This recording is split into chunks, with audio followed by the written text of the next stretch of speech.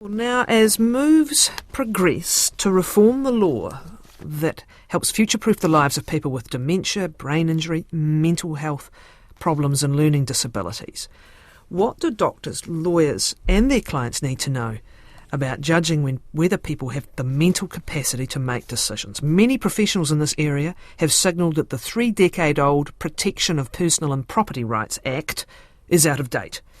And in 2016, a report found that the 1988 Act needed an overhaul. Well, since then, the Justice Minister announced it would be reviewed. It is now coming on to the Law Commission's work programme.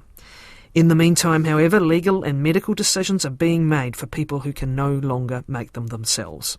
Well, to help make that easier, Dunedin Barrister Alison Douglass and a host of other experts have produced a guide for clinicians and lawyers to help judge mental capacity. It combines an explanation of the current law and case studies with practical guidance, and it's based on the toolkit for assessing capacity that came out of the 2016 report. Well, Alison Douglass is in the studio with me. Good morning. Morena, Catherine. Well, let's talk about what we're talking about here. What are the scope of cases where an assessment of someone's capacity and then who might make decisions on their behalf can happen? What's the range of situations? Well, it branches across all areas of the law. I suppose the starting point is that there is a bright line in the law which says that if you have capacity, then you're entitled to make your own decisions. But if you don't, then other people or substitute decision makers will make those decisions. So what we're trying to unpack here is how do we decide whether a person has the right to freely make those decisions themselves? So it could be a lifelong mental health issue, say, or mental disability. It could be someone who in midlife comes into a mental health episode.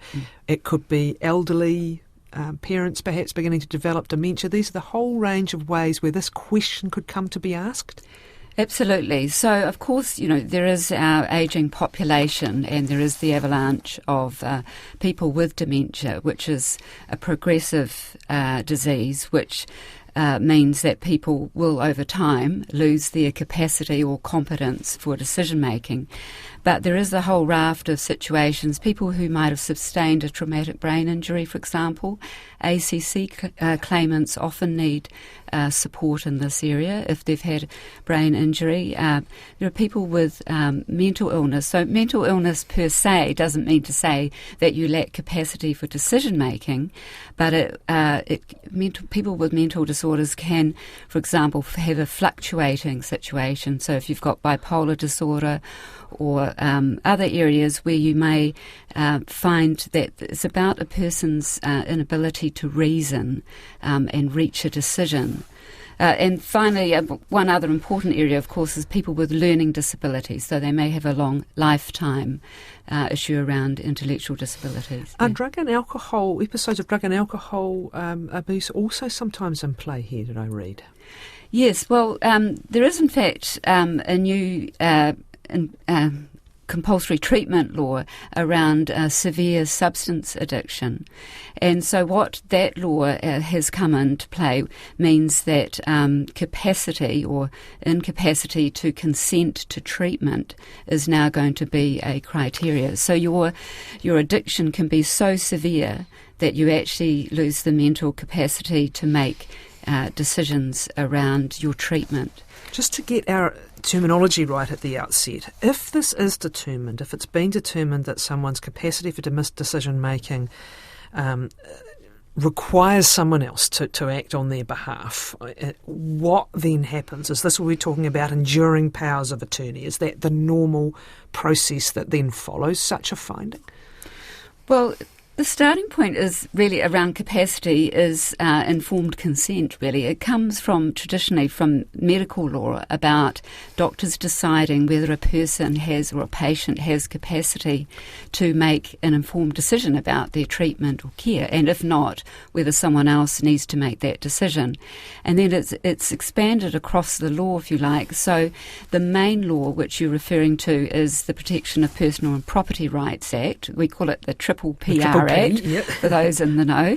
Yep. And that is the law. It's an adult guardianship law, which says that where people lack capacity to make financial and welfare and care decisions, then again, the court can make orders for a person to be appointed, such as a welfare guardian or property manager, or what the law does, it encourages us, when we do have capacity, to appoint someone under an enduring power of attorney. So that's also applies. And this has become a very problematic area for lawyers in particular to facilitate clients making enduring powers of attorney, because sometimes there are questions about whether the client has the capacity to make the enduring power of attorney. So the role of the enduring power of attorney is that you decide that, anticipating that capacity may become an issue, right, in advance? Yes. Okay. Let's look at it is an old act, isn't it, given the changing demographics and our changing, in many ways, our changing societies. Can we just briefly touch on your main findings out of the 2016 report? You produced a toolkit at that time, but what were the main issues that you found from that review you did? Essentially the Triple PR Act predates our health law and many changes in our law, and it's out of date, needs review, and it's actually an urgent issue because many of your listeners will be aware of how inaccessible it is for so many people.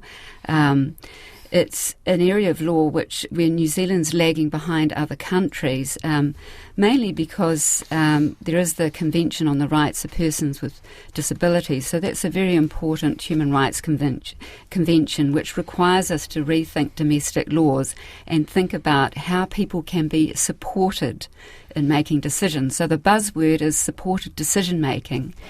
And also how we look at what best practice standards are. So the toolkit fell out of that, because really what this is about is what does supported decision-making mean in practice, and how do the professionals involved, whether that's the doctor assessing the person's capacity or the lawyer supporting the client in making legal decisions, how do they go about reaching that decision that the person can exercise their legal capacity and make decisions. So the other aspect of the law is that we don't have a public agency that champions the law. So there's little leadership, and there's a real need for government to bring together justice, health and social sectors. So in the meantime, of course, on the ground, people working with the law find it too, complicated and difficult to work with. So the idea of the book, of course, is to expand on the issues of capacity assessment in particular areas of the law, and give some transparency, essentially, about what doctors do and how doctors carry out assessments. So, and we found that we have a whole number of collaborators and people who've contributed to our book. There's a great willingness, particularly among doctors and other health practitioners, to get involved in this area. We've managed to embed the toolkit into, for example, an e-learning resource for GPs. GPs are a really good example of doctors on the ground who are trying to support their patients and need to be able to undertake a capacity assessment. And capacity isn't one thing. As I'm reading this, for example, we're talking about financial capacity, which is one that a lot of people would be familiar with particularly with elderly relatives, perhaps. Capacity in personal relationships. This is issues around whether, say, a young woman with learning disabilities might be one example, can consent to marriage. These sorts of areas can be quite specific to different life events. Yes, absolutely. So capacity is decision and time specific. So in the area that the example you've given, the capacity to consent to marriage, in fact, our toolkit was used by a family court judge in deciding about whether a young woman with learning disabilities could decide to consent to marriage. And of course, marriage is a human right, and it's not something that someone else can decide for you.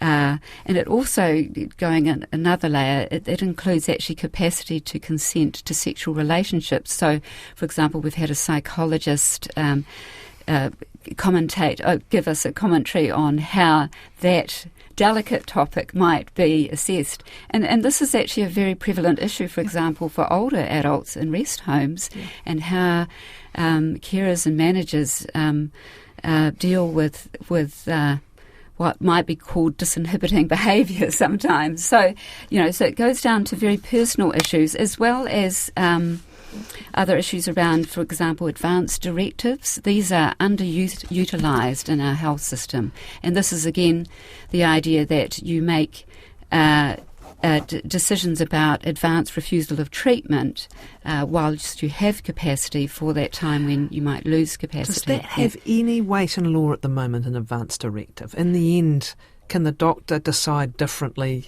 in the moment, or is it more a breakdown in the communication of an advanced directive in a circumstance that can be an issue? Advanced directives are recognised in our Code of Patients' Rights in accordance with the common law, so we don't have much guidance around that. But the important point is that for an advanced directive to be valid and for a doctor to follow it, if we can support people in making the advanced directive and be sure that they have capacity to do that, then it's more likely to be upheld and used. So in a very practical example like that, would a doctor issue a certificate on a person's capacity to make an advanced directive? How would it happen in practice?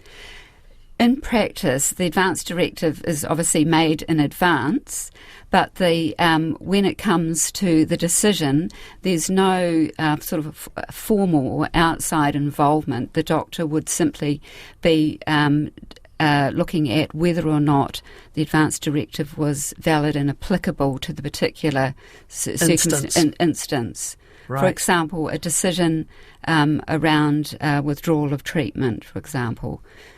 But the difficulty with advanced directives is that they're often not specific enough in terms of having to cover the particular situation.